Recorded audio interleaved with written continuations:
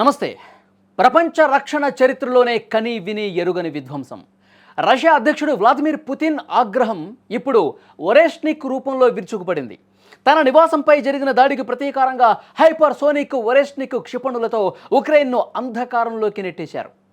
Ukraine చరిత్రలో ఎన్నడూ చూడని విధంగా అత్యంత వేగవంతమైన విధ్వంసకర క్షిపణులతో ఖైవ్, ఎల్వివ్ నగరాలను ఉక్కిరిబిక్కిరి చేసి తన ప్రతాపాన్ని చూపించాడు. అసలు రష్యా చేసిన ఆ భీకర దాడి ఏంటి, ఎందుకు చేసింది? 2026 ప్రారంభంలోనే ప్రపంచాన్ని ఉలిక్కిపడేలా చేసింది రష్యా. గురువారం అర్ధరాత్రి నుంచి యుక్రెయిన్ అంతటా సైరన్లు మారుమోగాయి. రష్యా ప్రయోగించిన Oreshnik intermediate range ballistic missile ఒక్కసారిగా నిప్పులు కురిపించింది. గంటకు 13,000 కిలోమీటర్ల వేగం, అంటే శబ్ద వేగం కంటే ఎన్నో రెట్లు ఎక్కువ. ఈ వేగాన్ని తట్టుకుని క్షిపణిని అడ్డుకోవటం ఏ డిఫెన్స్ సిస్టమ్కైనా అసాధ్యం. ఉక్రెయిన్ రాజధాని కైవ్ నుంచి పశ్చిమ నగరమైన ఎల్వివ్ వరకు రష్యా లక్ష్యంగా చేసుకున్నటువంటి ప్రతి చోట కూడా భారీ విధ్వంసమే జరిగింది. ఎల్వివ్లోని మేయర్ ఆండ్రీ సదోవి మాటల్లో చెప్పాలంటే అది ఒక నరకం. ఈ దాడి వెనుక ఉన్న ప్రధాన కారణం ప్రతీకారం. గత నెలలో రష్యా అధ్యక్షుడు వ్లాదిమిర్ పుతిన్ నివాసంపై ఉక్రెయిన్ డ్రోన్లతో దాడికి ప్రయత్నించిందని రష్యా గట్టిగా నమ్ముతోంది. అది పుతిన్ని హతమార్చే ప్రయత్నమని క్రెమ్లిన్ ఆరోపించింది. అయితే ఉక్రెయిన్ దీన్ని తీవ్రంగా ఖండించింది. అటు అమెరికా అధ్యక్షుడు డొనాల్డ్ ట్రంప్ కూడా దీనిపై స్పందిస్తూ ఉక్రెయిన్కు క్లీన్ చిట్ ఇచ్చేశారు. కానీ పుతిన్ మాత్రం ఎక్కడా తగ్గలా. తన ఇంటిపైకి డ్రోన్ పంపినందుకు ప్రతీకారంగా ఉక్రెయిన్ ప్రధాన నగరాలను వల్లకాడు చేసి పారేస్తానంటూ అప్పుడే హెచ్చరించాడు. ఆ హెచ్చరికల ఫలితమే ఇప్పుడు జరిగిన ఒరేష్నిక్ క్షిపణి ప్రయోగం.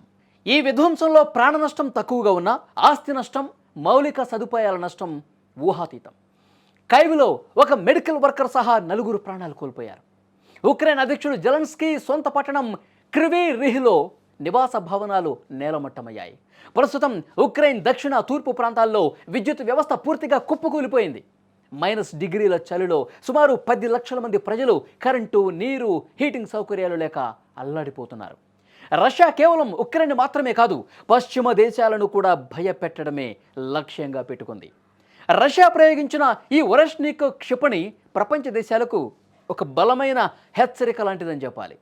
అత్యాధునిక రక్షణ వ్యవస్థలు ఉన్న ఈ దాడిని ఆపలేకపోవటం ఇక్కడ గమనించాల్సినటువంటి విషయం. యుద్ధం చర్చల ద్వారా ముగుస్తుందని ఆశించిన తరుణంలో పుతిన్ తీసుకున్న ఈ ప్రతీకార చర్య మళ్ళీ ఉద్రిక్తతలను పెంచుతోంది. దీనిపై ఉక్రెయిన్ నుంచి ఇంకా ఎలాంటి రియాక్షన్ రాలా. అమెరికా ఏ విధంగా కూడా జోక్యం చేసుకుంటుందో తెలియనటువంటి పరిస్థితి ఉంది. ఎందుకంటే ఇప్పుడు మనం అంతర్జాతీయ రాజకీయాలను ఒక్కసారి పరిశీలిస్తే ఈ దాడి వెనుక ఒక వ్యూహం ఉందనేది క్లియర్గా అర్థమవుతుంది. వెనుజులా రష్యాకి మిత్రదేశం. ఆ దేశ అధ్యక్షుడు మదురోని ఆయన అరెస్ట్ చేసి తీసుకువెళ్ళటం, ఆ తర్వాత గ్రీన్లాండ్ మీద కన్నేయటం, రష్యాకి ఎవరైతే సహకరిస్తున్నారో వాళ్ళకి 500% సుంకాలు పెంచుతామని చెప్పి ఒక వార్నింగ్ ఇవ్వటం, ఇవన్నీ చూస్తుంటే కనుక రష్యాను ఏ విధంగా భయపెట్టాలన్నది కూడా క్లియర్గా అర్థమవుతుంది. ఇప్పుడు ఉక్రెయిన్ మీద ఈ దాడి చేసిన తర్వాత వాళ్ళలో ఒక మార్పు కోరుకుంటున్నాడు పుతిన్. మరి ఆ మార్పు వస్తుందా?